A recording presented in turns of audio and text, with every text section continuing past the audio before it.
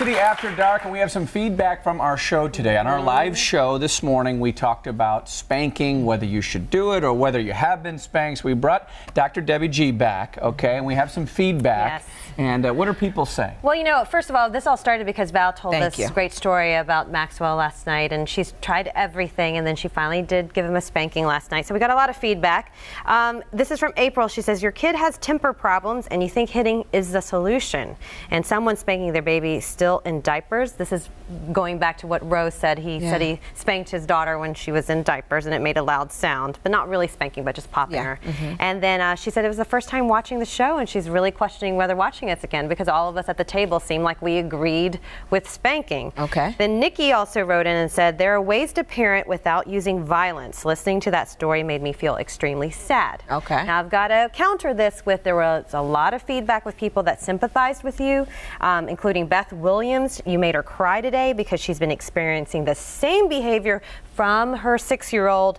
He's been testing us and pushing our buttons, and it's frustrating trying to teach him how to behave and remembering that they're still little. So she really appreciated your story, and so did a lot of people because they were going through this same thing. Yeah. Here's the thing, and I don't know if I said this in the live show.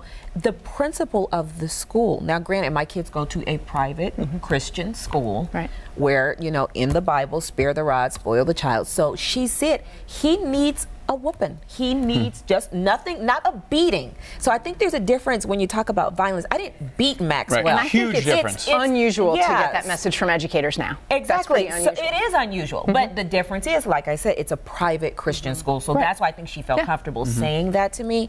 But there is a difference between beating and the violence there. A whooping is just like a little spank. I wasn't like, you know, you're a man, you know, and breaking out, you know, going like that. But it was after numerous repeated bad behaviors on Maxwell's part. Something was not getting his attention. Yes, he has a temper. I have identified that. I even thought about calling Dr. G last night. And you can. Yeah, and just saying, you know, what am I doing wrong? Of course, I internalized it like I was doing something wrong. What am I not doing as a parent? I've tried to talk. I talk to him all the time. You can do it. If somebody makes you upset, talk to the teacher. All these things I think are good strategies, but what am I missing? These are good strategies, but they must not be working for him. Either he can't remember them in the moment or they don't make sense to him in that moment, right? Okay. So he needs some solutions, but let's maybe try asking him. Okay, so now you know that throwing something, it's just things kids this age do, right? Throwing something, hitting somebody, screaming up in somebody's face are not acceptable. What are some things you think you wouldn't get in trouble for that might make you feel better in that moment when he's not upset? Right. Ask him to come up with a list of things he might try. Like? And then, like, being by himself. Taking some time going and being someplace else. You know, my husband, we have 4 sons, as we've talked about. My husband got us a punching bag for the basement. And our kids are always welcome to go down and wail on that punching bag because kids have a physical energy, and anger often translates for boys and girls, but more often for boys, into a physical feeling. And so he can pound on that as long as he wants, but it's not okay to do it in some way that somebody finds threatening or really disruptive. So saying to him, I appreciate this instinct you have, and I'm not saying you're wrong to have that instinct, but I'm going to have to help you learn how you can use it and how you cannot. They might have a punching pillow. Well, there's no punching bag at school. But there might be a punching pillow, right? And he might be little enough that there's a reading corner with a pillow, and he can go over and he can punch that pillow on the floor for a little bit. Won't he look crazy in the corner? That's what I'm thinking. He's not looking any crazier than disrupting the classroom. Right? If he and his teacher, because you have the advantage of being at a private school, and saying to this teacher, you know, if he finds an acceptable way to get his aggression out, will you praise him? Don't you think that a lot of teachers, though, would think that he is being violent by punching a pillow if he's in school? Not if it's part of a behavior plan. One of my kids, he was really having trouble acting out, and he said, I know the rules. He was in 1st grade. I know the rules, Mom, but by the time I get this feeling in my legs and it goes up to my stomach, and by the time it gets to my head, I can't remember the rules. And we said to him, what would help you? And he said, physical. I gotta be physical. You know, in kindergarten we could run around all the time. Now they make us sit and sit and sit, and they give us all these rules.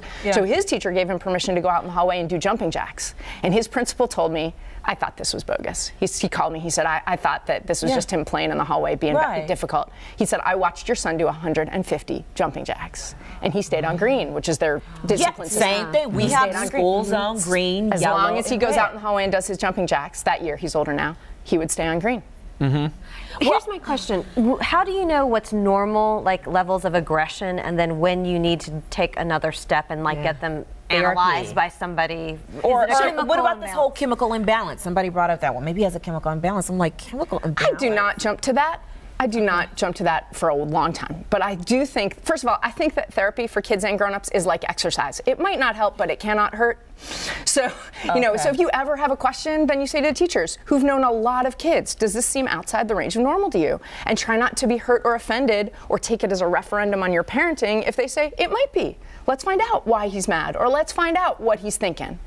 Yeah. Well, the reason we have you here, and of course, is because I did resort to the spanking that I gave last night, and we just talked to our audience in the commercial break, and we have Ann Hurrow. She's from Skokie. She's in our audience, and most of the audience have spanked before or has been spanked, but Ann is one of the few here never spanked your son or daughter. They're now 30 and 26-year-old. What did you do, Ann, that's so great, because I need help? We just communicated a lot. We would talk things out, and I just felt that it helped a lot. They're more worried knowing that you know that they've done something wrong, and I think just spanking or hitting is just something that's not necessary to do. Yeah. What did you say to them? Like, what were these conversations like? I mean, we've gotten calls from principals, and it was just, you know, sitting down with them and saying, do you know that your principal called, and why did you do this? And, you know, what can we do to make it better?